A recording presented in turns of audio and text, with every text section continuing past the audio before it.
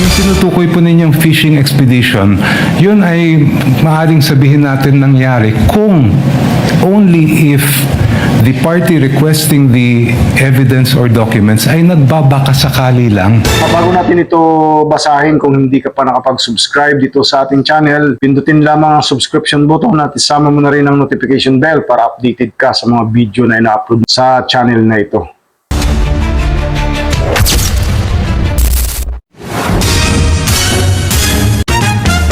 Magandang gabi mga busing, nandito na naman po ang inyong lingkod at muli tayong magbabahagi ng video dito sa ating channel. At ito'y tungkol pa rin po sa impeachment trial na sinasagawa ng Senado at ng Kongreso. Nagbigay ng pahayag sa mga abogado ng prosecution at walang iba itong si Representative Chel Jokno tungkol sa fishing expedition na sinasabi na ito. So meron tayo ditong nakalap na balita, basahin natin itong news na ito. So ito yung mensahe, ito yung news. Malabo eh. So, naglabas ng kanyang pahayag sa social media si House Prosecutor Chel Jokno hinggil sa konteksto ng kanyang sinabi patungkol sa aligasyon ng fishing expedition sa impeachment trial ni Vice President Sara Duterte. Linawin ko po, hindi tayo nagbabakasakali lang, may probable cause o sapat na dahilan na nakita sa mga record ng Anti-Money Laundering Council tungkol sa bilyon-bilyong dumaan sa accounts ng VP at kanyang asawa. Dagdag pa ni Jokno. So, ito basahin natin muli ito. With all due respect to the senator judge at para hindi malinaw ang publiko at para hindi maligaw ang publiko. Ito po ang konteksto at kumpleto na sinabi ko. Ang fishing expedition ay maaaring sabihin nating nangyari kung only if the party requesting the evidence of documents ay nagbabakasakali lang, baka may makuha tayo dito. Linawin ko po, hindi tayo nagbabakasakali lang. May probable cause o sapat na dahilan na nakita sa mga record ng Anti-Money Laundering Council tungkol sa bilyon-bilyong dumaan sa accounts ng Vice President at kanyang asawa. Hiningi natin ang bank records para makita kung tugma ito sa sinabi ng EMLC reports. Tandaan, ang bank records ay maaari lang mailabas kapag may utos o subpoena mula sa korte. Ibig sabihin, kung nabuksan ng kamera ang mismong bank records bago ang trial, paglabag yan sa karapatan ng at due process ni VP Sara Duterte.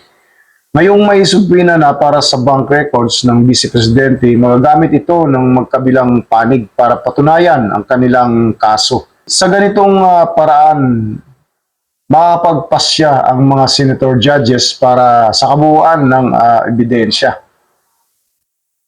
So,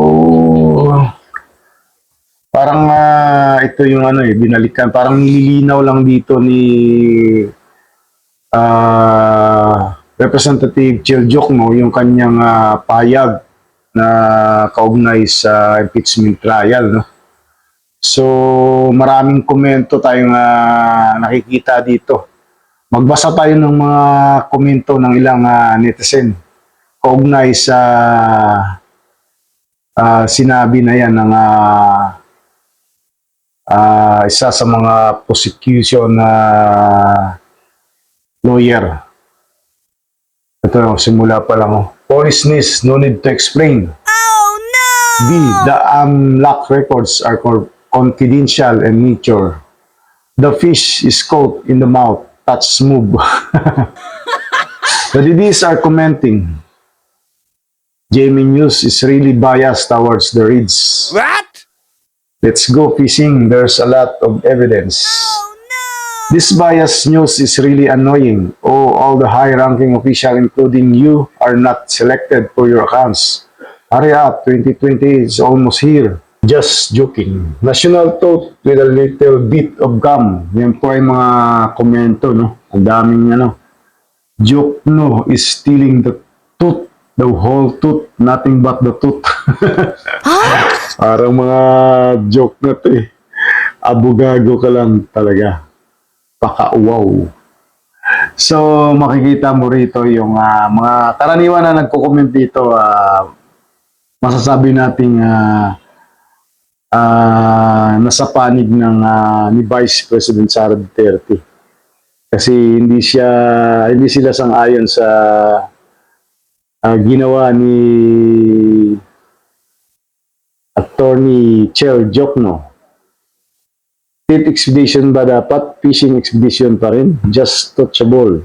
Straight to the toilet by 2028. Go to the barangay to explain. Maybe the chief of the tanod will believe you. Those who didn't watch the whole video and didn't understand the context of the Splice video, here's another display of intelligence lapping in the comment section. No? So, kailan kaya nangyari yung ano na yan? Maghanap tayo ng video kung kailan nga ba ito